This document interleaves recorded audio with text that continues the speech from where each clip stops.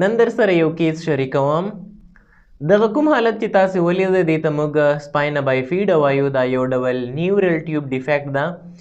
د دې اصلا وجه دا وي چې کومې ښځې، کومې میندې، کومې مورګانې د حاملګۍ یا د امیندوارۍ په وخت کې د فولیک اسید چې دا یو ډول مهم پری نیټل وټامین دا، موږ ورته وټامین B9 نه هم وایو، د دې کموالي سره مخامخ شي. بیا خاص کر کومې ښځې چې د حاملګۍ په لومړۍ میاشت کې د دې وټامین کموالي سره مخامخ شي، نو د نیورل ټیوب ډیفیکټ دا کوم ویډیو مو چې ولیدله، کوم کیس مو چې ولیده، د دې ډول پیښو چانس یا خطر نور هم ډیریږي چې دا هم د ماشوم لپاره زړه خوړونکی وي او هم د دوی د والدینو لپاره یو زړه خوړونکی حالت وي.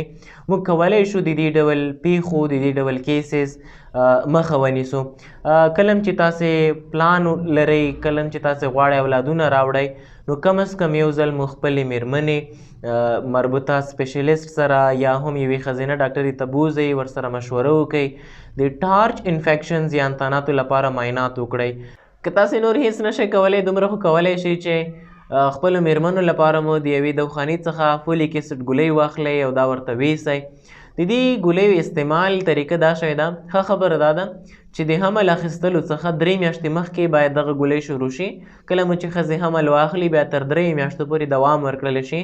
د دې ګټه به دا وي چې یو خو به د حمل اخیستلو چانس زیات شي، دویم دا چې د نیورل ټیوب ډیفیکټ پیښو خطر به هم کم شي.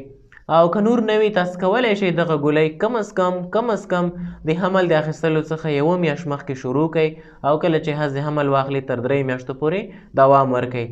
دغه ګولۍ مختلفو بڼو باندې راځي. مثلا فولیک اسید 15 ملي ګرامه ورځ کې یوه ګولۍ استعمالیږي، یا ایل میتایل فولیټ 400 مایکرو ګرامه ورځ کې یوه ګولۍ استعمالیږي، یا 1 ملي ګرام ایل میتایل فولیټ ورځ کې یوه ګولۍ استعمالیږي.